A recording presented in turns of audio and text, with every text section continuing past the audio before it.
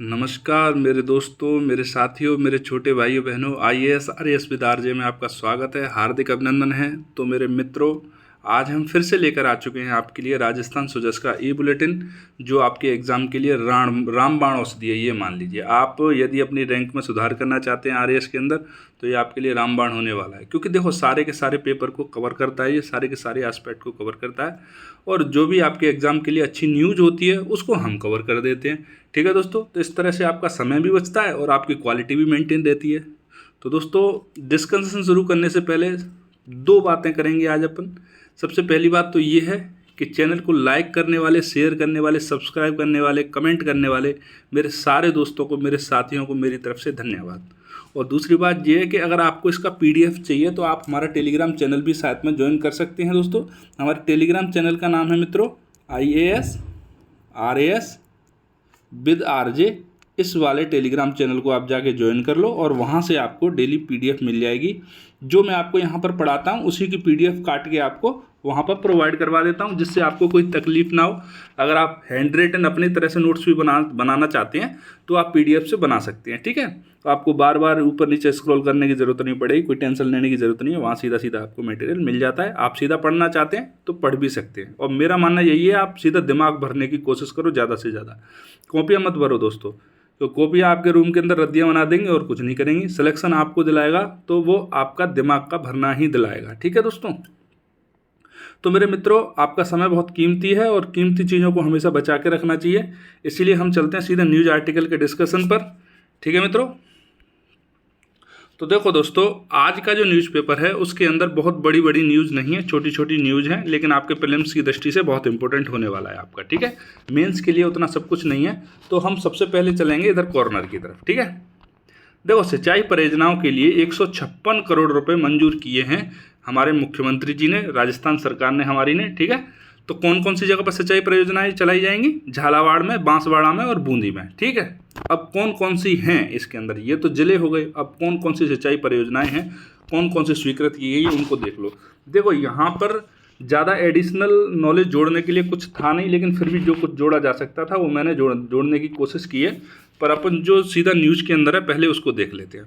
तो देखो दोस्तों, झालावाड़ जिले के अंदर राजगढ़ मध्यम सिंचाई परियोजना में फव्वारा पद्धति के विकास का कार्य किया जा रहा है।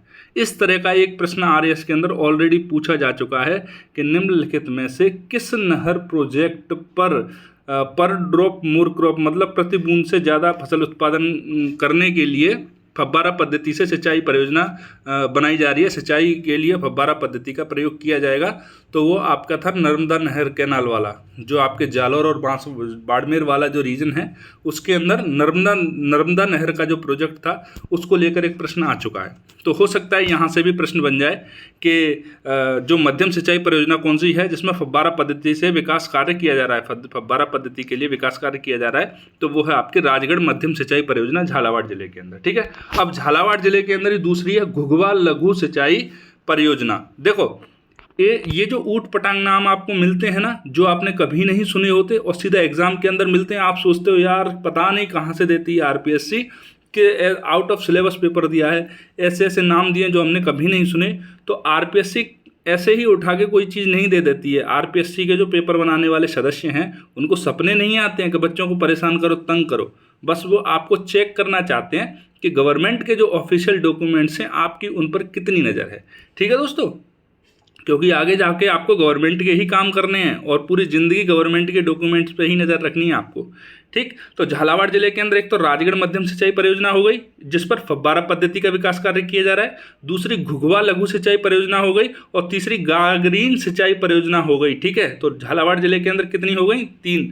पहली राजगढ़ मध्यम, दूसरी घुघवा और तीसरी हो गई गागरीन। ठीक है, दूसरे नंबर के जिले पे आते हैं, उसका नाम है बूंदी जिला। बूंदी जिले के अंदर उत्तराना माइक्रोलिफ्ट सिंचाई परियोजना का निर्माण कार्य किया जा रहा है। ठीक है, आपसे यहाँ से पूछ लिया जाएगा या फिर एक तरफ आपको प्रोजेक्ट दे दिए जाएंगे कि ये परियोजना, ये परियोजना, ये परियोजना, और दूसरी तरफ आपको जिले दे दिए जाएंगे, आपको मिलान करने के लिए बोल दिया जाएगा। ठीक है दोस्तों, तो इस तरह से यहाँ से प्रश्न बन सकते हैं। मेंस का कोई प्रश्न यहाँ से बनेगा नहीं, प्रीलिम्स के प्रश्न बन रहे हैं। अब बांसवाड़ा जिले के अंदर कुपड़ा गांव में अनास नदी पर एनीकट बनाया जा रहा है। ठीक है दोस्तों, तो 3 जगहों पर की गई है किसकी सिंचाई सुविधा की व्यवस्था की गई है, कौन सी जगह, झालावाड़ में, दूसरा बूंदी के अंदर और तीसरा बांसवाड़ा के अंदर। तो झालावाड़ में 3 प्रोजेक्ट हैं, राजगढ़ मध्यम सिंचाई परियोजना, दूसरा है घुघुआ और तीसरा है गागरीन, ठीक है। और बूंदी के अंदर उतराना माइक्रोलिफ्ट सिंचाई परियोजना और बांसवाड़ा के अंदर कुपड़ा गांव में अनास नदी पर एनीकट बनाया जा रहा है, ठीक है। अब देखो दोस्तों, यहाँ से 2 बांध और हैं जो चर्चा में आ जाएंगे, एक तो गागरीन सिंचाई परियोजना को लेकर, एक राजगढ़ परियोजना को लेकर। तो अपन उन बांधों के बारे में भी अपन देख लेते हैं, ठीक है। तो देखो दोस्तों, राजगढ़ जो परियोजना है वो राजगढ़ बांध पर स्थापित है, जो परवन नदी की सहायक नदी है, एक नेवज नदी, ठीक है। आपसे यहाँ से ये भी पूछा जा सकता है कि नेवज निम्नलिखित में से किसकी सहायक नदी है। सहायक नदियों पर भी कई सारे प्रश्न बनते हैं। तो देखो, आरएएस का जो भी पेपर सेटर होता है वो हमेशा शैडो एरियाज में जाता है, जहाँ पर छाया पड़ी होती है, लोगों को आसानी से दिखते नहीं है जो एरिया, वहाँ से ज़्यादातर वो प्रश्न रखता है। इसीलिए हमें उठपटांग प्रश्न लगते हैं आरएएस के अंदर, ठीक है। और गागरीन जो सिंचाई है वो गागरीन बांध पर बनी हुई है, और गागरीन बांध कहाँ पर बना हुआ है, आहू नदी पर। ये दोनों बांध को भी और साथ में याद रख लेना, ठीक है दोस्तों। कौन सा, गागरीन बांध आहू नदी पर, और दूसरा राजगढ़ बांध आपका परवन नदी की सहायक नदी है, नेवज नदी पर स्थापित है। ये 2-3 यहाँ से 3-4 अपने को फैक्ट मिले हैं प्रीलिम्स के लिए, बहुत अच्छे फैक्ट हैं, आप उनको कर लेना। देखो दोस्तों, साथ में मैं आपको दूसरी न्यूज़ भी बता देता हूँ, और ये भी बताऊँगा साथ में कि मैंने उनको कवर क्यों नहीं किया है। तो देखो, मुख्यमंत्री गहलोत जी ने पुलिस अधिकारियों के साथ में बैठक की है और अपराधों की रोकथाम हमारी सर्वोच्च प्राथमिकता है, ऐसा कहा है। तो देखो, इसको मैंने इसीलिए कवर नहीं किया क्योंकि इसके अंदर सिर्फ फैक्ट दे रखे हैं कि हमने 1000 करोड़ रुपए की कोयले चोरी का खुलासा किया है, इस प्रकरण में इतने लोगों को, आरोपियों को गिरफ्तार किया है, इतने बजट, इतनी स्वीकृतियाँ दी हैं, इतना बजट दिया है, 2022-23 की हमने इतने परसेंट 13% हमने पुलिस स्थानीय विशेष अधिनियम के तहत कार्रवाई की है, आर्म्स एक्ट में 26% की कार्रवाई की है। तो सारी वो उपलब्धियाँ थी, ठीक है। इधर भी आओगे तो आपको वही चीज़ मिलेंगी, इतनी FIR हुई, इतनी गिरफ्तारी हुई, अवैध मामलों में ये सब कुछ हुआ। तो यहाँ पर आपके एग्ज़ाम के लिए कुछ भी इम्पोर्टेंट नहीं था, मैंने ज़बरदस्ती के फैक्ट डाले नहीं आप लोगों के लिए, बल्क बढ़ाने के लिए, ठीक है दोस्तों। अब नीचे एक और न्यूज़ है, मुख्यमंत्री ने पानी बिजली के लिए स्वीकृति दी। इसको लेकर भी मैंने इसको भी कवर इसलिए नहीं किया है दोस्तों, क्योंकि देखो इसके अंदर भी कुछ नहीं है। देखो, हमें क्या करना है, इतने बाड़मेर जिले के अंदर 41,000, जोधपुर में 20,000, जैसलमेर में 16,000, इतने सारे घरों को क्या करना है, हमें रोशन करना है, यहाँ पर क्या करना है, विद्युतीकृत करना है। ये आमजन की सरकार है, ये सब कुछ का है। और जल्द ही विभाग के 6 नए कार्यालय खुलेंगे और 52 नए पद सृजित होंगे। बिजली का ये हो गया और पानी का जल्द ही वाला मैटर हो गया। तो यहाँ पर भी आपके एग्जाम के लिए कुछ नहीं था। ये गहलोत जी का स्वागत हो रहा है, तो स्वागत तो होता ही रहता है, नेताजी हैं, ठीक है। अब इधर आ जाओ, महंगाई राहत कैंप, यहाँ पर कुछ नहीं है। मैंने महंगाई राहत कैंप को आपको डिटेल में करवा दिया है पूरी तरह से कि 10 की 10 योजनाएं कौन सी हैं, प्रत्येक योजना के द्वारा क्या कहा जा रहा है, किसका क्या उद्देश्य है, ठीक है दोस्तों। बाकी एक बार मैं फिर से और करवा दूंगा, इससे पुराने बच्चों का रिवीजन हो जाएगा और नए जो बच्चे आएंगे उनको पता लग जाएगा कि पूरी मैटर क्या है, पूरा मामला क्या है महंगाई राहत कैंप का। तो अपन चलते हैं अब अंतिम पेज पर, जो आपके एग्जाम के लिए अक्सर बहुत इंपॉर्टेंट रहने वाला होता है। तो देखो दोस्तों, अपन चलते हैं सबसे पहली न्यूज़ पर, कॉर्नर पे। तो सिरोही जिले में दूधिया तालाब का सौंदर्यीकरण किया जा रहा है। देखो दोस्तों, यहाँ से भी आपके प्रीलिम्स के 2 प्रश्न बनते हैं। आज मेंस की दृष्टि से इंपॉर्टेंट नहीं है न्यूज़पेपर, ठीक है। प्रीलिम्स का मतलब है मेरा कि जो भी बच्चे वनडे एग्जाम की तैयारी कर रहे हैं, ऑब्जेक्टिव टाइप जो भी क्वेश्चन पेपर आता है उसके लिए। तो देखो, यहाँ से 2 चीज़ है।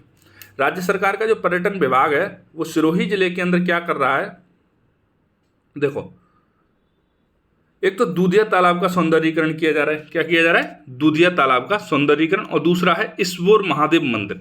तो यहाँ से 2 चीज़ बनती हैं कि दूधिया तालाब कहाँ पर स्थित है, कहाँ पर है, आपके सिरोही जिले के अंदर, और ईसबोर का महादेव मंदिर निम्नलिखित में से कहाँ स्थित है। तो ईसबोर का जो महादेव मंदिर है वो भी आपका सिरोही जिले के अंदर स्थित है। फिर से वही चीज़, जो ऊट पटांग प्रश्न होते हैं वो यहीं से पूछे जाते हैं, वो कहीं हवा में नहीं पूछे जाते, ठीक है दोस्तों। अब हम चलते हैं अगली न्यूज आर्टिकल की तरफ।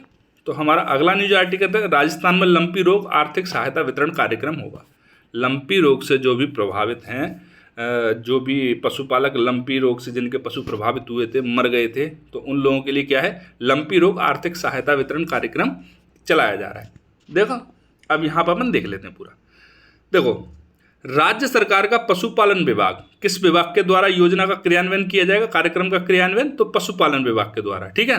लंपी रोग आर्थिक सहायता कार्यक्रम शुरू करेगा कौन सा विभाग? मैंने फिर से कहा था पशुपालन विभाग। ठीक है। इसमें दुधारू गोवंशीय पशुओं की लंपी रोग से हुई मृत्यु पर पशुपालक को 40,000 रुपए की आर्थिक सहायता दी जाएगी। यही इंपॉर्टेंट है, बाकी सारा कुछ नहीं है। किसी ने इसका क्रेडिट लिया है, किसी नेताजी ने इस पर भाषण दिया है, नीचे बाकी और कुछ नहीं है। ठीक है। बस यही है कि जो आर्थिक सहायता कार्यक्रम है लंपी रोग से ग्रसित जो पशु हैं उनके लिए, तो पशुपालन विभाग के द्वारा ये कार्यक्रम चलाया जाएगा। और दूसरा क्या, जिन दुधारू गोवंशीय पशुओं की लंपी रोग से मृत्यु हुई है उनके पशुपालकों को 40,000 रुपए की आर्थिक सहायता दी जाएगी। और ऐसा ही कुछ कामधेनु पशु बीमा योजना के अंदर है। ठीक है दोस्तों। तो अब चलते हैं थोड़ा सा और आगे क्या अपन ऊपर चलते हैं। वैसे तो अपन ने देखो ये कई बार पढ़ लिया, IM शक्ति उड़ान योजना कई बार पढ़ लिए, लेकिन एक बार फिर से रिवीजन कर लेते हैं। रिवीजन करने में अपना क्या जाता है, जितना रिवीजन करेंगे उतना ही एग्जाम में अच्छा रहेगा। ठीक है। जितना प्रैक्टिस के अंदर पसीना बहाओगे उतना ही आपको युद्ध के मैदान में कम खून बहाना पड़ेगा दोस्तों। ठीक है। तो अब खूब प्रैक्टिस करो। देखो दोस्तों, जागरूकता कार्यशाला का आयोजन किया गया है चित्तौड़गढ़ जिले में। महिला अधिकारिता विभाग ने गुरुवार को सावा ग्राम पंचायत में माहवारी स्वास्थ्य एवं स्वच्छता कार्यक्रम कार्यशाला का आयोजन किया है। ठीक है मित्रों। तो आपसे कोई भी नहीं पूछेगा यहाँ पर कार्यशाला का आयोजन क्यों किया गया, किसने किया, कहाँ पर किया, कोई नहीं पूछने वाला। आपसे एग्जाम की दृष्टि से जो चीज़ इंपॉर्टेंट है वो है IM शक्ति उड़ान योजना। तो इस बहाने से इस योजना का एक बार फिर से अपन देख लेते हैं क्या कहने वाली योजना। ठीक है। तो देखो दोस्तों, इसके तहत क्या किया जा रहा है कि किशोरी और महिलाओं को माहवारी के प्रबंधन के लिए निःशुल्क जो है सैनिटरी नैपकिन है वो वितरण किए जाएंगे। ठीक है। और क्या होगा, राज्य सरकार के द्वारा किशोरियों और महिलाओं को माहवारी से संबंधित जागरूकता अभियान भी चलाया जा रहा है। तो जागरूकता अभियान के बारे में आपने देख लिया, जागरूकता कार्यशाला। ठीक है। और निःशुल्क सैनिटरी पैड जो नैपकिन होती हैं उनका निःशुल्क वितरण किया जा रहा है। आयु कितनी होनी चाहिए? 10 से 45 वर्ष की महिला होनी चाहिए। उन्हें प्रतिमाह 12 सैनिटरी नैपकिन निःशुल्क वितरित किए जाएंगे। इस योजना के माध्यम से महिलाओं को समाज में इज्जत मिलेगी, सभी महिलाएं इस योजना का लाभ उठा सकेंगी। तो छोटी सी योजना है दोस्त। ठीक है मित्रों। तो आपकी समझ में आ गई होगी IM शक्ति उड़ान योजना जो भी है। ठीक। अब देखो साइड में जो है मंत्री जी गए सिरोही के मेडिकल कॉलेज में, उसका कोई मतलब नहीं है, अपन देख लेते हैं। यहाँ पर एक और न्यूज है, अच्छी न्यूज है। ठीक है। महात्मा गांधी विद्यालय के अध्यापकों के लिए स्पोकन इंग्लिश का प्रशिक्षण शुरू। देखो दोस्तों, ये थोड़ी सी बात है, मुझे ठीक भी लगती है और ठीक भी नहीं लगती। ठीक ऐसे नहीं लगती कि आप इन चीज़ों के लिए नए टीचर्स की भर्ती क्यों नहीं कर रहे हैं। एक तो आपके पास पहले से ही टीचर्स की कमी है, और दूसरा आप क्या कर रहे हो कि स्पोकन इंग्लिश का अब प्रशिक्षण दे रहे हो सारे टीचर्स को। क्यों ना पहले से ही उस तरह के टीचर्स की नई जगह निकाल दो, नई भर्ती निकाल दो। कितने सारे बच्चे हैं, आप एक पैरामीटर रख दो उसके लिए इंटरव्यू का, जहाँ पर इंग्लिश में ही इंटरव्यू होगा सिर्फ। तो इस तरह की चीज़ें रख दो, क्या दिक्कत आ रही है? इससे रोजगार भी बढ़ेगा। तो देखो दोस्तों, शिक्षा विभाग के द्वारा महात्मा गांधी राजकीय विद्यालयों में जो अध्यापक कार्यरत हैं उनको स्पोकन इंग्लिश का प्रशिक्षण दिया जा रहा है। जोधपुर में इसके लिए बैच गुरुवार को जयनारायण व्यास विश्वविद्यालय परिषद में आरकेट में शुरू हुआ। तो ये यहाँ से आपके प्रीलिम्स का प्रश्न बनता है दोस्तों कि जो स्पोकन इंग्लिश जो प्रशिक्षण प्रोग्राम है वो कहाँ पर चलाया जा रहा है, कहाँ पर प्रशिक्षण दिया जा रहा है? तो जोधपुर के अंदर जयनारायण व्यास विश्वविद्यालय परिसर में जो आरकेट Rajiv Gandhi centre for advance technology ये जो स्थित है उसके अंदर दिया जा रहा है। ठीक है दोस्तों। इस प्रशिक्षण कार्यक्रम का उद्देश्य क्या है? अध्यापकों को विद्यालय में छात्र छात्राओं को अंग्रेजी भाषा में पढ़ाने और उनका कौशल विकसित करने के लिए। सीधी सीधी बात है, पहले तो अध्यापकों का ही आप कौशल विकसित करो। अध्यापक ही उस लायक होने चाहिए जो बच्चों को बेहतर रूप से पढ़ा सकें। ठीक है मित्रों। और वही चीज़ है, प्रशिक्षित अध्यापक होंगे, विद्यार्थियों के बीच अंग्रेजी में बेहतर तालमेल बिठा पाएंगे। और आगे तो बस यही है कि 82 अध्यापकों को प्रशिक्षित किया जा रहा है। 4 सप्ताह में 100 घंटे का प्रशिक्षण। ठीक है दोस्तों। अब देखो दोस्तों, यहाँ पर अपने लिए एक सब टॉपिक निकल के आ जाता है, Rajiv Gandhi centre for advance technology मतलब आरकेट। तो एक बार अपन आरकेट के बारे में भी जान लेते हैं, अपने पे क्या बोझ पड़ने वाला है। ठीक है। देखो दोस्तों, आरकेट Rajiv Gandhi centre for advance technology, जिसका शॉर्ट फॉर्म है आरकेट, और हिंदी में बोलते हैं राजीव गांधी उन्नत प्रौद्योगिकी केंद्र। ठीक है। अब देखो दोस्तों, तो प्रदेश में राजस्थान के अंदर क्या है, अजमेर, कोटा, भरतपुर, बीकानेर और उदयपुर संभागों में आरकेट खोला जाएगा। ऐसी क्या की थी घोषणा, जिनमें से जयपुर के अंदर खोल दिया गया है आरकेट को। ठीक है। और कहाँ खोल दिया गया है? जोधपुर के अंदर खोल दिया गया है। 2 जगहों पर खोल दिया गया है, बाकी जगहों पर खोलने की प्रक्रिया चल रही है। ठीक है। नए जो आर्केड केंद्र हैं वो कहाँ कहाँ, देखो कोटा केंद्र कौन सी है खुलेगा, सर्वपल्ली राधाकृष्णन भवन के अंदर, उदयपुर में विज्ञान भवन में, मोहनलाल सुखाड़िया विश्वविद्यालय के अंदर, भरतपुर में आर्टिफिशियल इंटेलिजेंस विभाग सरकारी इंजीनियरिंग कॉलेज के अंदर, अजमेर के अंदर सरकारी इंजीनियरिंग कॉलेज में, और बीकानेर के अंदर स्कूल जो है इनोवेशन हब है उसके अंदर, महाराजा गंगा सिंह विश्वविद्यालय के अंदर एक स्कूल इनोवेशन हब है उसके अंदर खोला जाएगा। ठीक है, अब आपको ये पता लग गया कि आर्केड कहाँ कहाँ पर स्थापित होने वाले हैं। अब आप ये देखिए कि आर्केड क्यों स्थापित हो रहे हैं, इनके स्थापित होने का क्या उद्देश्य है। ठीक है दोस्तों, देखो दोस्तों, तकनीकी स्नातकों को अधिक रोजगार परक बनाना इसका उद्देश्य है। तकनीकी स्नातक का मतलब ये है कि जो व्यक्ति ग्रेजुएशन में किसी भी तरह से टेक्नोलॉजी विभाग से संबंधित है, चाहे उन्होंने ITI की हो, चाहे उन्होंने इंजीनियरिंग की हो, BCA किया हो, इस तरह के जो भी तमाम है, BSc IT किया हो, MSc IT किया हो, ऐसे जो तमाम कार्यक्रम जो कि टेक्नोलॉजी की तरफ लेके जाते हैं। ठीक है, तो तकनीकी स्नातकों को अधिक रोजगार परक बनाना। अब भैया ये तो सारे जानते हैं कि इंजीनियर्स अपनी इंजीनियरिंग के 4 साल में इंजीनियरिंग को छोड़ के सब कुछ करते हैं, तो मुझे लगता है कि और भी सारे वही करते हैं। ठीक है, ये अपना अपना प्रोग्राम है उसको ढंग से करते नहीं है, फिर इस तरह के कार्यक्रम चलाए जाने की नौबत आ जाती है। ठीक है मित्रों, अब इसके मुख्य बिंदु क्या है उसको देख लेते हैं, क्या क्या है इसके अंदर।